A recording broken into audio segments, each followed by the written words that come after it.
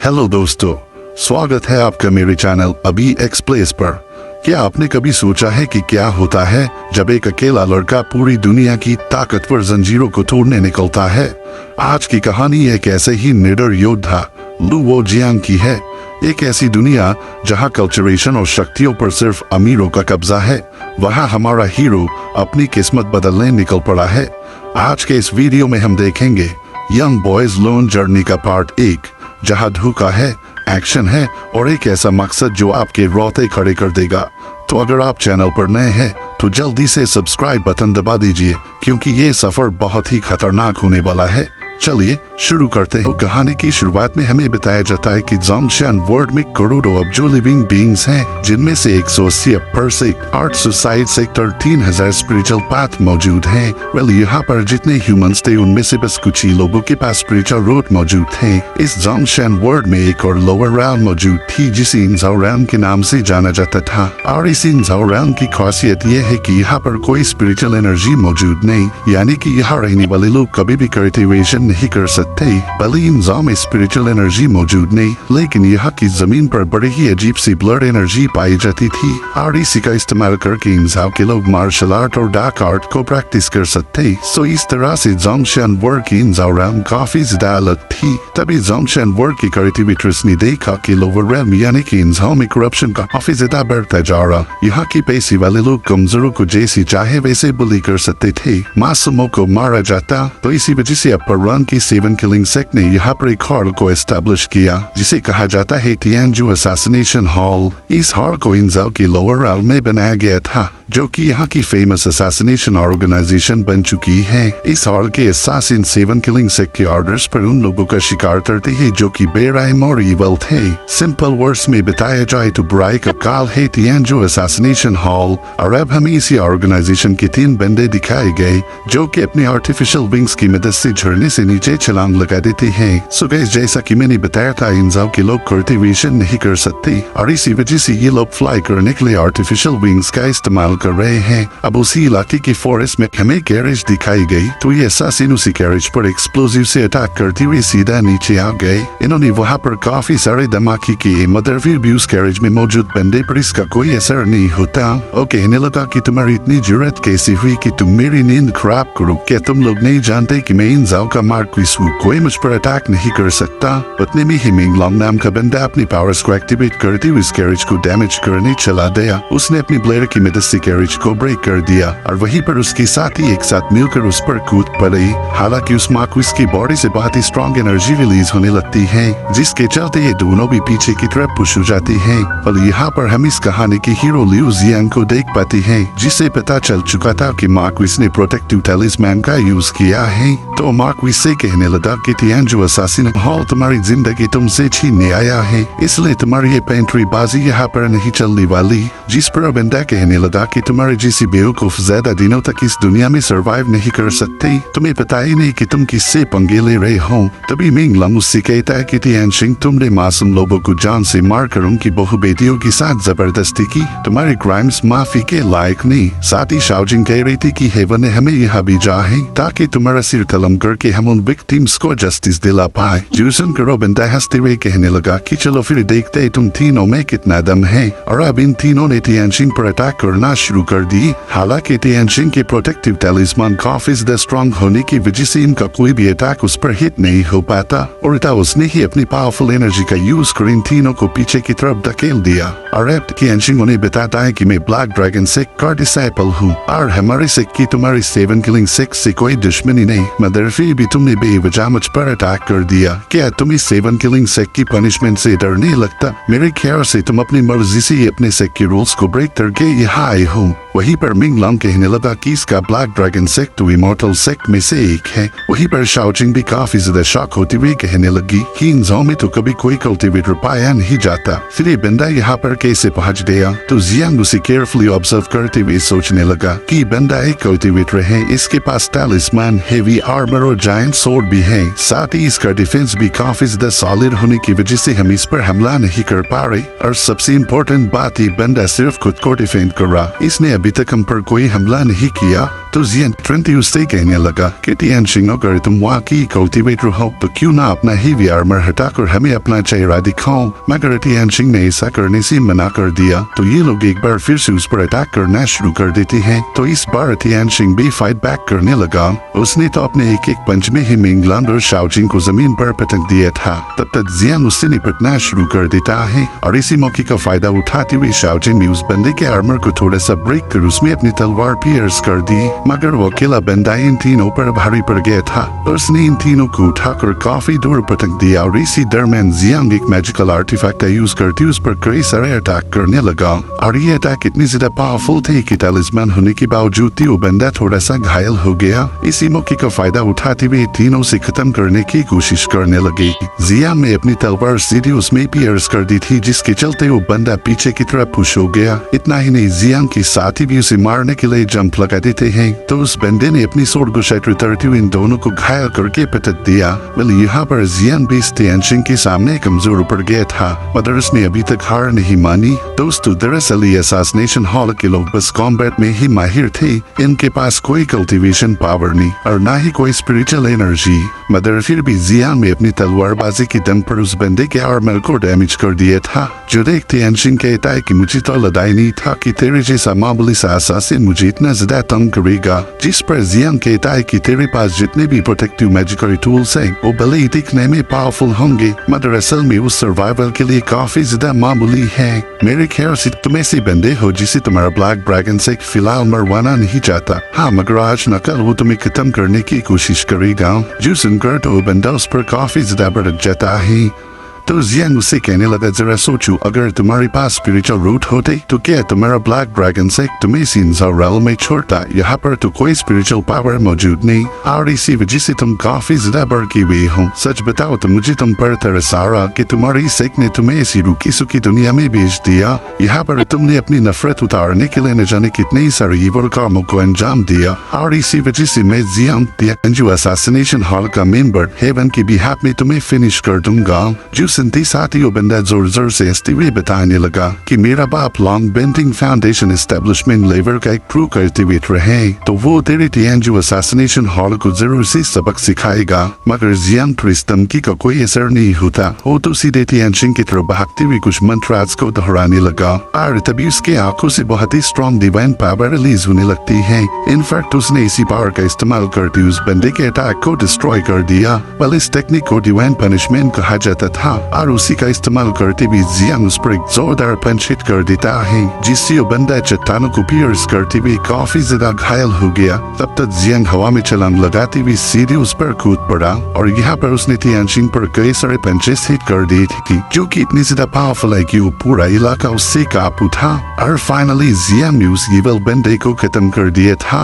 इधर शाओजिंग मिंगलोंग से कहने लगी कि जियांग के पास तो डिवाइन पावर से क्या हमने अभी भी अपने प्लान को अंजाम देना चाहिए। जिस पर मिंगलोंग कहता है कि अब पीछे हटने से कोई फायदा नहीं होने वाला और उतने ही शाओजिंग ने सीधे जाकर उस पर अपनी तलवार से अटैक कर दिया। मगर जियांग ऑलरेडी इसके लिए तैयार था। उसके अटैक को डॉज करते हुए एक साथ ही इन दोनों का मुकाबला करना शुरू कर देता है और यहाँ पर उसने डिवाइन पनिशमेंट टेक्निक का इस्तेमाल करते हुए इन दोनों को जकड़कर जमीन पर पटक दिया। जिसके बाद वो इनसे पूछता है कि शायद अब तुम दोनों मेरा अच्छा दोस्त बनने के एक्टिंग को कंटिन्यू नहीं करना चाहते। मैं तो पहले से ही जानता था कि तुम दोनों दोस्ती की आड़ में मुझे मारना चाहते हो। मेरे ख्याल से ये सब तुमने असेंशन असेंबली की वजह से किया। क्या तुम इतनी ज्यादा मतलबी हो गए कि तुमने खुद के फायदे के लिए अपने पुराने दोस्त और अपने टीएनजी हॉल को धोखा देना सही समझा। जिस पर शाओजी जवाब देते हुए बताने लगी कि मैं भी ये सब करना नहीं चाहती थी मगर इस पर असेंशन असेंबली में बस 2 ही स्पॉट्स हैं यानी कि सिर्फ 2 लोग ही इस बेकार राउंड से अपर राउंड पर जा सकते हैं और इसीलिए हमने तुम्हें मारने का प्लान बनाया। जिस पर जियांग पूछने लगा कि क्या वाकई तुम्हें ऐसा लग रहा था कि मुझे मारने के बाद 7 किलिंग सेक तुम्हें जिंदा छोड़ता। तुम्हें भूल गए कि हमारे टियानजू असैसिन हॉल की सारी बागडोर उसी 7 किलिंग सेक के हाथ में है। वो तुरंत ही समझ जाते कि तुम दोनों ने असेंट होने के लिए मुझे खत्म कर दिया। खैर अब तुमने मुझे मारने का प्लान बनाया है तो खुद को भी खत्म होने की तैयारी भी कर ली होंगी। जिस पर शाओजिंग कहते कि हम जानते थे हमारे जीतने की चांसेस ना के बराबर होंगे लेकिन अगर हम रिस्क नहीं उठाते तो शायद अगले असेंशन असेंबली तक हम जिंदा भी नहीं बचेंगे। हर साल न जाने कितने सारे लोग लॉन्गेविटी पॉइजन की वजह से खत्म हो जाती। पिछले साल भी हमने अपनी हॉल के न जाने कितनी सारी दोस्तों को खो दिया, तो हो सकता है कि इस बार हमारा भी नंबर लग जाए और फिर हमें कभी भी एसेंशियल असेंबली में पार्टिसिपेट करने का मौका ही ना मिले। जिस पर जियान कह रहा था कि मैं जानता हूँ लॉन्गेविटी पॉइजन धीरे धीरे करके हमारी लाइफ स्पैन को ड्रेन कर रहा है, लेकिन ये तो हमारी ही चॉइस थी। सदैव यहाँ पर मैं बताना चाहूंगी कि जो भी तियानजू हॉल को ज्वाइन करेगा उसकी बॉडी में पॉइजन डी इंसर्ट किया जाएगा, ताकि वो बंदा कभी भी तियानजू हॉल के साथ गद्दारी ना कर पाए। और ये सारी प्लानिंग थी 7 किलिंग सेक्ट की। दरअसल वो तियानजू हॉल का मिस यूज करके अपने लिए पावरफुल ह्यूमन वेपन बनाना चाहता है। जो भी बंदा तियानजू हॉल को ज्वाइन करेगा वो कभी भी 7 किलिंग सेक्ट को छोड़कर नहीं जा सकता, क्योंकि ज्वाइनिंग के वक्त ही उनकी बॉडी में पॉइजन को इंसर्ट किया जाता है। अगर इस पॉइजन को हटाना ही तो इन्हें पर्ल में जाकर कल्टीवेट करना होगा, और इसी वजह से इन दोनों ने मिलकर अपने ही दोस्त को धोखा दिया था। तभी जियान उनसे कहने लगा कि लॉन्गेविटी पॉइजन को हमारी बॉडी से रिमूव करने का एक और तरीका है मार्शल आर्ट की प्रैक्टिस करना बंद कर दो, एक मॉर्टल जैसी जिंदगी को लीड करो और वो पॉइजन अपने आप खत्म हो जाएगा। जिस पर शाओजिंग कहने लगी कि बिना मार्शल आर्ट के तो हम अपाहिज बन जाएंगे, ऐसी बेकार जिंदगी जीने से अच्छा है अपर वर्ल्ड में असेंड होने के लिए कोशिश करो। साथ ही मिंगलम उससे कहता है कि जियांग हमारा मजाक उड़ाना बंद कर, हम सब की सब असासिन से, मगर फिर भी तूने हमेशा राइचस होने का दावा किया। मैं तो तेरी इस नौटंकी से काफी टाइम पहले ही तंग आ गया था, इसलिए क्यों ना तुम्हें खत्म करके मैं एक असासिन होने का सबूत दूं। और इतना कहते साथ ही उसने जियांग पर अटैक करना शुरू कर दी। साथ ही साथ उसने अपनी एक मार्शल आर्ट टेक्निक को भी एक्टिवेट कर लिया था, जिसे रैम्पेजिंग ड्रैगन ट्रांसफॉर्मेशन कहा जाता था। और अब वो जियांग को खत्म करने के लिए उस पर कूद पड़ा, मगर जियांग ने दोबारा से डिवाइन पनिशमेंट का यूज करते हुए एक ही सेकंड में उसके अटैक को डिस्ट्रॉय कर उसे जमीन पर पटक दिया था। साथ ही साथ उस सीधे उसकी सीने पर सवार होकर मिंग को जमीन पर घसीटने लगा, और अब उसकी तलवार भी जियांग की ही हाथ में थी, जिसे वो सीधे मिंग पर पॉइंट कर देता है। यहाँ पर मिंग हैरान होते हुए कहने लगा कि तुम तो काफी ज्यादा पावरफुल हो, मगर तुमने जानबूझकर अपनी असली ताकत को हाइड करके रखा। जिस पर जियांग कहता है कि मैं चाहूँ तो तेरी धोखेबाजी के लिए तुझे खत्म कर सकता हूँ, लेकिन मैं तेरे जैसा ईवल नहीं। साथ ही शाओजिंग भी मिंग लॉन्ग को समझाने लगी कि फाइट करने से कोई फायदा नहीं होने वाला, हम ऑलरेडी हार गए हैं। तो मिंग ने भी अपनी हार कबूल कर ली, लेकिन उसी वक्त इन्हें किसी के हंसने की आवाज आने लगी। दरअसल तियानजिंग अभी भी जिंदा था। वो अपने असली फॉर्म में आते हुए कहने लगा कि वाह क्या ही गहरी दोस्ती है, धोखा मिलने के बावजूद भी तुम अपने दुश्मनों को माफ कर रहे हो। सच बताओ तो मुझे ऐसे लोगों से सख्त नफरत है। तुम तियानजू असैसिनेशन हॉल की चूड़िया हो, मगर फिर भी तुम्हारे जैसे कीड़ों के पास असेंड होने का मौका है, और मैं यहाँ का मार्क्विस होने के बावजूद भी असेंड नहीं हो सकता, क्योंकि मेरी बॉडी में स्पिरिचुअल रूट्स मौजूद नहीं। मैं जानता हूँ तुम अच्छे कर्मास कमाना चाहते हो, जिससे तुम्हें मेरिट हासिल हो जाए, और इसी वजह से तुम अपने गद्दार दोस्तों को भी माफ कर रहे, मगर कोई ना, तुम तीनों में से कोई भी जिंदा नहीं बचने वाला। और इतना कहते साथ ही उसने डार्क मैजिक का इस्तेमाल करते हुए वहाँ पर कई सारे इवल फॉर्म्स को रिलीज कर दिया, जो कि इन तीनों को चारों ओर से घेर लेते हैं। उन इवर्स फॉर्म ने तो बड़ी तेजी के साथ जियांग के दोस्तों को अपने वश में कर लिया। ये सब देखकर जियांग समझ गया था कि ये तो पपेट कंट्रोलिंग टेक्निक है, इसलिए जियांग ने डिवाइन पनिशमेंट का इस्तेमाल करते हुए इवल फॉर्म्स को तुरंत ही डिस्ट्रॉय कर दिया। साथ ही उसे अपने दोस्तों की फिक्र हो रही थी, क्योंकि वो दोनों भी पूरी तरह से उस इवल पपेट के कब्जे में थे, और अब उन्होंने जियांग पर अटैक करना शुरू कर दिए। मगर जियांग डिवाइन पावर का यूज करके मिंग लॉन्ग पर काउंटर अटैक कर उसे वहीं पर नॉकआउट कर देता है। तब तक शाओजिंग उस पर अटैक करने पहुंच गई थी, तो जियांग ने अपने एक ही बार में उसकी सोर्ड को ब्रेक कर उस पर भी एक जोरदार पंच हिट कर दिया, जिसके बाद तियानजिंग पर हमला करने रवाना हो जाता है। इन दोनों के दरमियान जबरदस्त मुकाबला शुरू हो चुका था, मगर तियानजिंग तो बिना आर्मर्स के ज्यादा देर तक जियांग के सामने टिक नहीं पाता, और फाइनली जियांग ने डिवाइन पनिशमेंट का यूज करके उसका काम तमाम कर दिया। मगर तियानजिंग के मरने के बावजूद भी उसके दो सिविल पोजीशन से आजाद नहीं हुए थे। जो देख जियांग की आंखों में आंसू आ गए। उसे पता था कि उसके पास इन दोनों को खत्म करने के अलावा और कोई ऑप्शन नहीं, इसलिए मिंग जैसे उस पर अटैक करने गया, जियांग ही उसके गले को स्लिट कर देता है, जिसके चलते मिंग की वहीं पर मौत हो गई। तब तक शाओजिंग उस पर स्ट्राइक हिट करने पहुंच गई थी। हालांकि जियांग ने उसे भी अपनी एक ही स्लैश में घायल कर दिया, जिसके चलते वो उस इवल पोजीशन से बाहर आ जाती है और जियांग से कह रही थी कि हमने तुम पर अटैक किया ताकि हम सरवाइव कर पाए। इस दुनिया में जीने के लिए बस एक ही ऑप्शन है, हैं जो कि है असेंशन, तो प्लीज हमें ब्लेम मत करना, हमें अपने किए पर शर्मिंदगी है। और तभी जियांग को इन दोनों का डिस्कशन याद आया। मिंग लॉन्ग शाओजिंग को बता रहा था कि इस बार असेंशन के लिए बस 2 ही स्पॉट्स मौजूद हैं, और अगर बात जियांग की जाए तो उसके पास ना ही स्पिरिचुअल रूट्स है और ना ही डिवाइन पावर्स, मगर फिर भी मास्टर हमेशा उस लूजर को ही फेवर करते आए, इसलिए हमें उसी रास्ते से हटाना पड़ेगा। तो शाओजिंग उससे पूछने लगी कि बताओ फिर तुम्हारा क्या प्लान है, हमने उसे मार दिया तो हम मास्टर के सामने क्या जवाब देंगे? जिस पर मिंग लॉन्ग कहता है कि ये तो बड़ा ही आसान है, हम उन्हें बता देंगे कि मार्क्विस तियानशिन को मारते वक्त जियान बेघायल हो गया था, बस हमें उस मार्क्विस को खत्म करते वक्त इस पर भी अटैक करनी पड़ेंगी, और तुम ये मत समझो कि हम उसे धोखा दे रहे। ज़ोंगशेन की दुनिया में सिर्फ स्ट्रॉन्ग ही जिंदा बच सकता, वहाँ पर स्पिरिचुअल रूट और डिवाइन पावर्स का होना लाजमी है। अगर जियान को वहाँ पर असेंड किया भी गया तो भी ये वहाँ पर कोई कारनामा नहीं कर पाएगा, तो उसे वहाँ जाने का चांस ही क्यों दे? वेल, इन दोनों की सारी बातें सुनकर जियांग को काफी ज्यादा बुरा लग रहा था। उसे हर्ट हुआ कि उसके दोस्त सिर्फ असेंशन के लिए उसके खिलाफ हो गए। वो कहता है कि कोई भी चीज इस दुनिया में अनंत काल के लिए टिक नहीं सकती, हम सबको मिट्टी में मिल जाना है। और फिर उसके आंखों के सामने उसके दोनों दोस्त इसी मिट्टी में मिल चुके। जियांग को उनकी मौत का काफी जरा अफसोस था।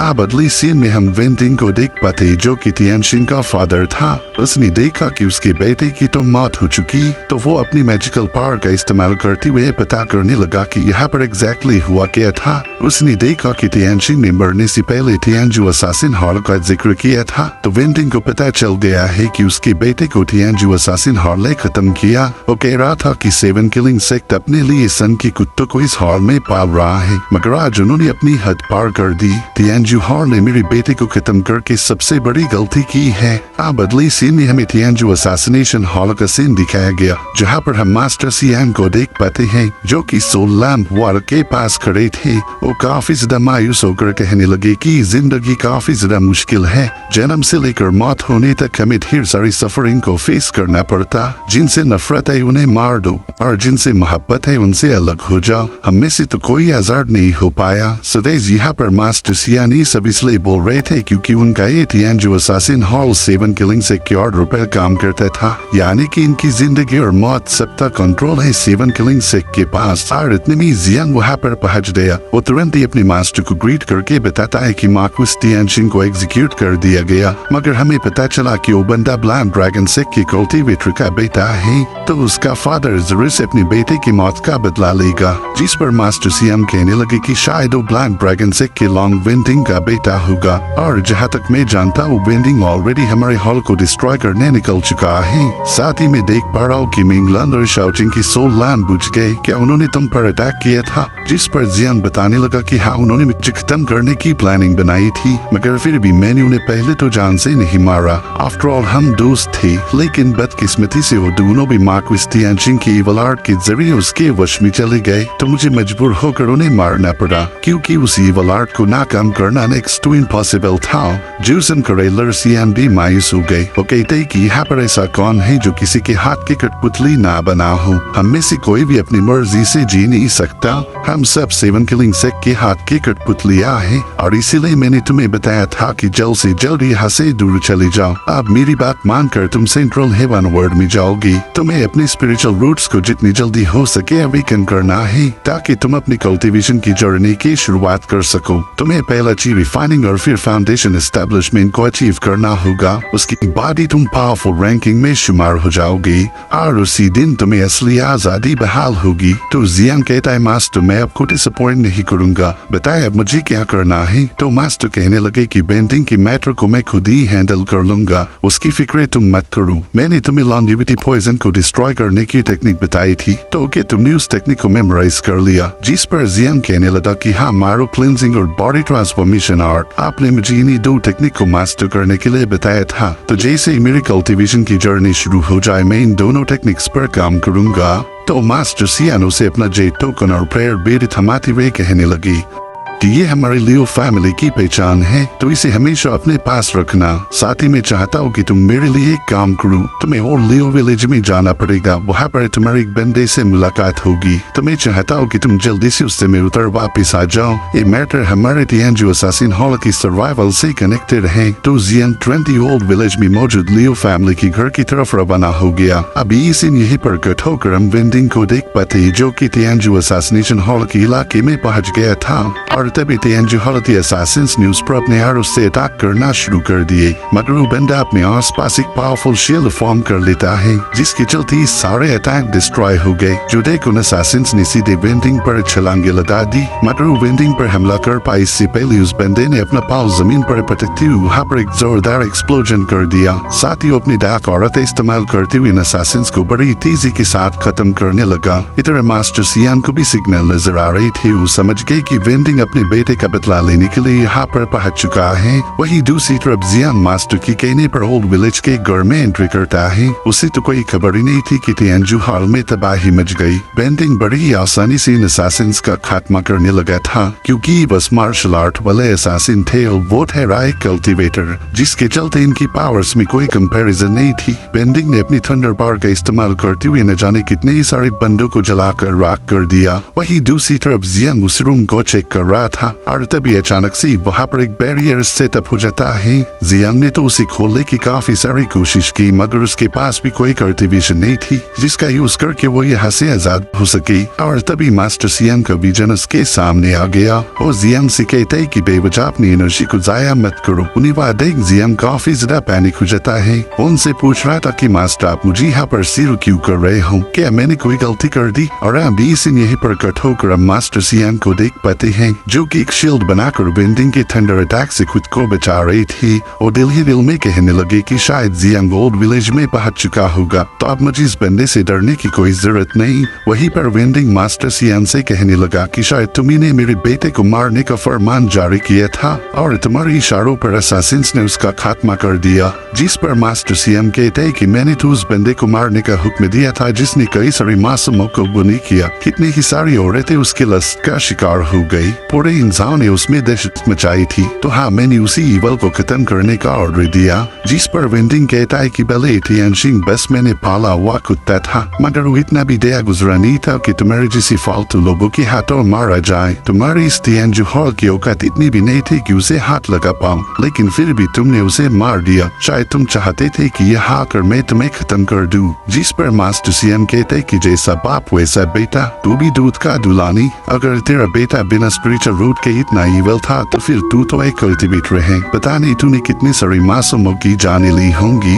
जिस पर वेंडिंग कहता है कि उसकी तो मैं गिनती भी भूल चुका हूँ। खैर, अब तूने मेरे बेटे को मार ही दिया है तो क्यों ना तेरा तियांजू असैसिनेशन हॉल उसका कंपेनियन बने। जिस पर एंडर सियान कहता है कि तुम तो एक कल्टिवेटर होकर भी अपने बेटे को राइचस पाथ पर चलना नहीं सिखा पाए। तुमने उसे एक मॉन्स्टर बनाया और आज जब उस मॉन्स्टर को उसके किए की सजा मिली तब तुम हमारे सेक्ट को डिस्ट्रॉय करने आ गए। तुम भी अच्छे से जानते हो कि तुम्हारा बेटा सिर्फ मौत ही डिजर्व करता था, तो एक सच्चे कल्टिवेटर बनो और यहाँ से दफा हो जाओ। जिस पर वेंडिंग अपनी एनर्जी से उन पर अटैक करते हुए कहने लगा कि स्पिरिटलेस लैंड पर मेरी हुकूमत है, यहाँ पर बस मेरे ही नियम चलते। वहीं पर मास्टर सिया ने फटाफट से उसके अटैक को डिस्ट्रॉय कर दिया और अब वो भी अपनी मार्शल आर्ट इस्तेमाल करते हुए थंडर को रिलीज कर वेंडिंग का मुकाबला करना शुरू कर देते हैं। इधर उनका विजन जियांग को बता रहा था कि एक स्पेसिफिक टाइम पर रेस्ट्रिक्शन अपने आप हट जाएगा। वेल, मैंने तुम्हें यहाँ पर इसलिए बुलाया ताकि मैं तुम्हारे साथ कुछ इम्पोर्टेंट बातें डिस्कस कर सकूं। मैंने तुम्हें 16 सालों तक प्रोटेक्ट किया, लेकिन अब इससे ज्यादा मैं तुम्हारे साथ नहीं दे पाऊंगा। जो संदेश आते जियांग काफी ज्यादा पैनिक हो जाता है। उस विजन को हाथ लगाने की कोशिश करने लगा, लेकिन मास्टर सियाने की एनर्जी में बदल जाती है। वो कह रहे थे कि हमारे तियांजू असासिन हॉल में जो सोल लैंप वॉल थी उसी की मदद से 7 किलिंग सेक्ट हम पर नजर रखता आ रहा। जब तक सोल लैंप वॉल एग्जिस्ट करेगी तब तक हमारे सेक्ट का कोई भी बंदा 7 किलिंग सेक्ट से छुप नहीं सकता। सेवन किलिंग सेक्ट हमेशा हमें कंट्रोल करता रहेगा। वहीं पर वेंडिंग मास्टर सियान की तरफ आगे बढ़ रहा था तो मास्टर ने भी हवा में फ्लोट करते हुए अपनी मार्शल आर्ट का इस्तेमाल करके उस बंदे पर थंडर से अटैक कर दिया। साथ ही हमें बैकग्राउंड में उनकी आवाज सुनाई देती है जो कि जिपियांग को बता रही थी कि मैं वेंडिंग का इस्तेमाल करने वाला हूँ। उसके हाथों से सोल लैंप वॉर डिस्ट्रॉय हो जाएगी और हम हमेशा के लिए सेवन किलिंग सेक्ट के कंट्रोल से आजाद हो जाएंगे। मैं जानता हूँ कि मैंने बहुत बड़ा दाव खेला। तियानजू असासिन हॉल का हर एक बंदा आज मारा जाएगा, लेकिन हम जिंदा इकट्ठी जमात का अफसोस मनाए। हम तो हमेशा से ही दूसरों के इशारों पर नाचते आ रहे, मगर आज मैं मरने से पहले तुम्हें सेवन किलिंग सेक्ट से आजाद करना चाहता हूँ। ये सारी बातें सुनकर जियांग काफी ज्यादा मायूस हो गया। वही दूसरी तरफ मास्टर सियान वेंडिंग के हाथों बुरी तरह से घायल हो चुके थे। उसी वक्त वेंडिंग ने दोबारा से अपनी पावर का इस्तेमाल करते हुए मास्टर सियान को अपनी तरफ खींच लिया। मौत उनके सामने खड़ी थी और इधर जियांग बुरी तरह से बेबस, वो चाहकर भी अपने मास्टर को बचा नहीं सकता, इसलिए गुस्से में आकर उस बैरियर पर पंजे से हिट करने लगा। लेकिन इस बार तो डिवाइन पनिशमेंट भी इस बैरियर को ब्रेक नहीं कर पाती। मास्टर जियांग उसे बता रहे थे कि प्रेयर बेड्स को कभी भी खुद से अलग मत करना और साथ ही अपनी डिवाइन पावर्स को हाइड करके रखो। जब आगे चलकर तुम काफी ज्यादा पावरफुल बनोगे तब शायद तुम्हें पता चलेगा कि मैंने ऐसा क्यों किया था। तुम्हारी आजादी के लिए कीमत चुकाना काफी ज्यादा जरूरी था। सो मैं चाहता हूँ कि तुम जल्दी से अपनी कल्टीवेशन की जर्नी की शुरुआत करो। तुम्हें स्प्रेड बटरफ्लाई सेक्ट में एडमिशन लेनी पड़ेगी और वहाँ पर अच्छे से कल्टीवेट करना। उसके बाद तुम्हें कांगजाओ की तियानजिंग माउंटेन पर जाना पड़ेगा जहाँ तुम्हें अपनी मदर को ढूंढना है। बस एक बात हमेशा याद रखो कि सेवन किलिंग सेक्ट से कभी कोई कनेक्शन मत बनाना। इसी दरमियान वेंडिंग में मास्टर सियान को काफी ज्यादा घायल कर दिया। साथ ही हमें सोल लैंप वॉल पर बस दो ही लैंप्स ग्लो होते हुए नजर आते हैं। एक था मास्टर सियान का और दूसरा था जियांग का। इधर मास्टर सियान पर डोमिनेशन साबित करने के बाद वेंडिंग काफी ज्यादा खुश था और वहीं पर मास्टर सियांग दोबारा से उसे भड़काने लगे। वो कह रहे थे कि मैंने तुम्हारे लूजर बेटे को खत्म कर दिया, तो क्या तुम उसके बदले मेरे तियानजू असासिन हॉल को पूरी तरह से मिटा दोगी। जबकि मास्टर सियान तो दिल ही दिल में यही चाहते थे कि बंदा इस हॉल को पूरी तरह से खत्म कर दे ताकि दोबारा तभी भी सेवन किलिंग सेक्ट इस हॉल के नाम पर किसी और को कंट्रोल ना कर पाए। वो वेंडिंग को बता रहे थे कि तुम्हारे बेटे ने न जाने कितनी सारी फैमिलीज का खात्मा किया जिन्होंने अपनों को खोया। बस वही उस तकलीफ को समझ सकते हैं। जिस पर वेंडिंग कहने लगा कि इस दुनिया में दो रैंकिंग के लोग हैं, एक तो हायर रैंकिंग से बिलोंग करते हैं और दूसरे लोअर से। और अगर सच बताओ तो तुम्हारे जैसे लोअर रैंकिंग वाले लोगों की जिंदगी की कोई कीमत नहीं। तुम तो पैदा इसलिए होते हो ताकि पावरफुल लोग तुम पर अपना गुस्सा उतार पाए। मेरे सामने तुम्हारी औकात किसी कीड़े से कम नहीं। जिस पर मास्टर सियान जवाब देते हुए बताने लगे कि चाहे मैं लोअर रैंकिंग का ही क्यों ना हूँ, लेकिन इन सब के मासूम लोगों के लिए हमेशा फाइट करूंगा। तो वेंडिंग अपनी पावर्स का एक्टिवेट करते हुए कहने लगा कि ठीक है, मैं अभी तुम्हारी ख्वाहिश पूरी कर देता हूँ। यहाँ पर मास्टर सियान दिल ही दिल में कहने लगी कि ये बंदा फाउंडेशन एस्टेब्लिशमेंट का जीनियस है। इसका एक ही पावरफुल हमला इस सोल लैंप वॉल को डिस्ट्रॉय करने के लिए काफी हो जाएगा। बस अब जल्दी से ये बंदा मुझ पर हमला करे ताकि मेरी शादी सोल लैंप वॉल डे खत्म हो जाए। इस तरह से मेरा बेटा जियांग हमेशा के लिए सेवन किलिंग सेक्ट से आजाद हो जाएगा। तब तक वेंडिंग ने अपनी जायंट ब्लैक ड्रैगन को समन कर लिया था।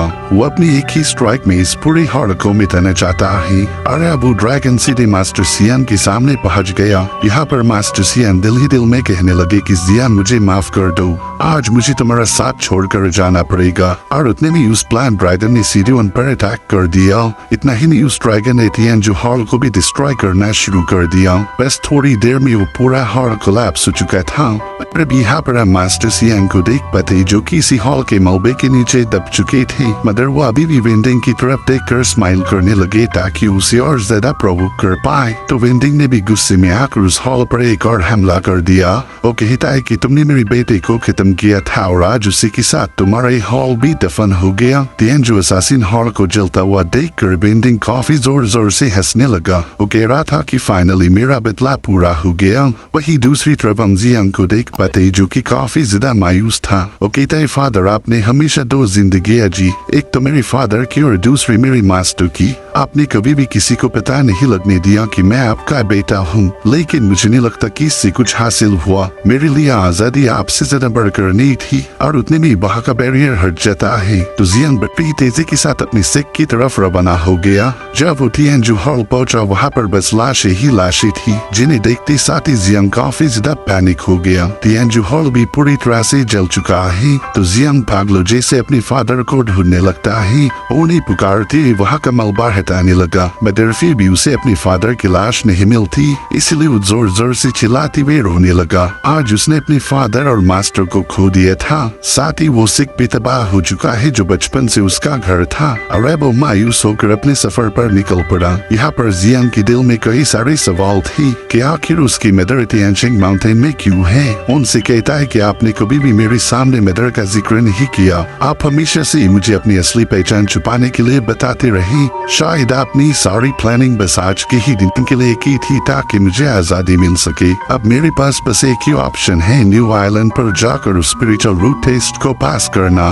उसके बाद मुझे स्पिरिट बटरफ्लाई से एक मेयर्ड मिशन मिलेगी और फिर वहीं से मैं सेंट्रल हेवन वर्ल्ड में दाखिल हो सकता हूँ। उसी के बाद ही मेरी बॉडी में मौजूद लॉन्गेविटी पॉइजन रिमूव होगा। मेरी सर्वाइवल के लिए बस यही एक मौका है। आप चाहते थे कि मैं जिंदा रहूं और एक पावरफुल कल्टीवेटर बनूं, तो मैं जरूर से आपकी इन ख्वाहिशों को फुलफिल करूंगा। जियांग इतना तो समझ गया था कि उसके फादर ने कोई सारी बातें उससे छुपा के रखी है। वो कहने लगा कि शायद मदर से मिलने के बाद ही मुझे सारी हकीकत पता चलेगी। जिसके बाद हमें लियो फैमिली का मेंशन दिखाया जाता है, जहाँ पर लियो फैमिली की पैट्रियार्क अपने बंदे को बता रही थी कि 3 दिनों बाद स्पिरिचुअल रूट सिलेक्शन असेंबली होने वाली है। तो मैं चाहता हूँ कि लियोजिन और तुम उसमें काफी अच्छी से परफॉर्म करो। किसी भी कीमत पर हमारे लियो फैमिली को डिसअपॉइंट मत करना। तो बंदा पैट्रियार्क को अश्योरिटी देते हुए बताने लगा कि हम अपना बेस्ट देंगे। पैट्रियार्क सोच रहे थे कि असेंबली हमारे लिए काफी ज्यादा इम्पोर्टेंट है, तो इसमें कोई गड़बड़ी नहीं होनी चाहिए। वही दूसरी तरफ जियांग भी इसी टाउन में पहुंच चुका था और तभी उसे कुछ लोगों की बातें सुनाई देती है। वो कह रहे थे कि हमारा सीनियर ब्रदर काफी ज्यादा स्मार्ट है। ऑफ कोर्स वो लियो फैमिली के स्पिरिचुअल रूट टेस्ट को पास कर लेगा। जिस पर उनका सीनियर कहने लगा कि ऑफ कोर्स मैं उस एग्जाम को पास करूंगा और फिर मुझे स्पिरिट बटरफ्लाई से एक मेयर्ड मिशन मिल जाएगी। लेकिन तुम लोग बिल्कुल टेंशन मत लेना, वहाँ जाने के बाद भी मैं तुम्हें मिस करूंगा। अगर हमें लियो फैमिली के एंसेस्टर का डिसाइपल बन गया तो मजा ही आ जाएगा। तो जियांग भी इसी टेस्ट के बारे में सोचने लगा। हर 22 सालों में एक बार स्पिरिचुअल रूट के टेस्ट को लिया जाता था, तो कई सारे लोग इस अपॉर्चुनिटी को मिस करना नहीं चाहती। और तभी हम लियोमिन को देख पाते जो कि पैट्रियार्क के कहने पर लियोजिन को टाउन में लेकर आया था। ये दोनों इतनी तेजी से गुजर रहे थे कि एक बच्ची उनके घोड़े के नीचे आने वाली थी। मदर जियांग ने समेटे उस बच्ची को उठा लिया, पर लियोमिन की सरकत की वजह से लियोजिन पर काफी ज्यादा भड़क गई। वो सिडारते हुए कहने लगी कि तुम्हारी जल्दबाजी की वजह से वो बच्ची घायल हो सकती थी। जिसके बाद लियोजिन तुरंत उस बच्ची से बात करने पहुंच जाती है। जियांग को भी लियोजिन पर काफी ज्यादा गुस्सा आया था। उससे कहता है कि सिटी के अंदर इतनी तेजी के साथ हॉर्स राइडिंग करना अलाउड नहीं है। तो लियोजिन तुरंत ही उससे माफी मांगने लगी। इससे बात साबित होती कि लियोजिन काफी ज्यादा नेक दिल थी। साथ ही साथ जियांग का भी शुक्रिया अदा करने लगी, क्योंकि जियांग ने बीच में आकर उस बच्ची को बचा लिया था। और अब वो दोनों वहाँ से रवाना हो गए। जियांग समझ गया था कि अगर ये दोनों इतनी ज्यादा जल्दी में है तो ये भी जरूर से स्पिरिचुअल रूट टेस्ट में पार्टिसिपेट करेंगे। और अब थोड़ी देर बाद जियांग भी उस वेन्यू पर पहुंच जाता है। वहाँ पर कई सारे लोग जमा हो गए थे और फाइनली लियो फैमिली की पैट्रियार्क भी पहुंच जाती है। जियांग तो लियोजिन को वहाँ पर देखकर काफी ज्यादा हैरान हो गया। उसे लदाई नहीं था कि बंदी लियो फैमिली की मेंबर होगी। और अब लियो फैमिली का पैट्रियार्क वहाँ आए सभी लोगों का स्वागत करते हुए कहने लगा कि आज यहाँ पर spiritual root test assembly perform की जाएगी और इस बार हम 2 लोगों को सिलेक्ट करने वाले हैं जो कि हमारी मॉर्टल सेक्ट यानी कि स्पिरिट बटरफ्लाई सेक्ट को ज्वाइन करेंगे। हमारी फैमिली के एंसेस्टर जी तो ऑलरेडी गोल्डन कोर रेयन पर पहुंच चुके हैं, तो हो सकता है कि आज तुम में से कोई 2 बंदे उनके डिसाइपल बन जाए। जो सुनते साथ ही सभी लोग काफी ज्यादा खुश हो गए। और तभी पैट्रियार्क कहने लगे कि ब्लैक ड्रैगन सेक्ट हमारा दोस्त है, तो वहाँ की जीनियस एल्डर बेंडिंग को हमने यहाँ पर इन्वाइट किया है ताकि वो इस सेरेमनी का ऑब्जर्व कर सके। बेंडिंग का नाम सुनते साथ ही जियांग काफी ज्यादा शॉक हो गया और तब तक वहाँ पर बेंडिंग की एंट्री हो चुकी थी। इसी के साथ एपिसोड यहीं पर एंड हो जाता है। तो दोस्तों, ये था लुओ जियांग की कहानी का पहला हिस्सा। अब कहानी एक ऐसे मोड़ पर खड़ी है जहाँ खतरा हर तरफ से बढ़ रहा है और दुश्मन पहले से ज्यादा ताकतवर हो चुके हैं। क्या लुओ जियांग अपने पिता का सपना पूरा कर पाएगा? और वो कौन सी पुरानी दुश्मनी है जो उसका पीछा नहीं छोड़ रही? इन सब सवालों के जवाब हमें मिलेंगे पार्ट 2 में। अगर आपको ये एक्सप्लेनेशन और मेरी मेहनत पसंद आई तो इस वीडियो को लाइक जरूर करें और कमेंट में बताएं कि आपको इस कहानी का सबसे बेस्ट पार्ट कौन सा लगा। अगले पार्ट के लिए बेल आइकन को ऑल पर सेट रखें ताकि आप नोटिफिकेशन मिस न करें। मिलते हैं बहुत जल्द एक नए एडवेंचर के साथ। तब तक के लिए अलविदा और टेक केयर।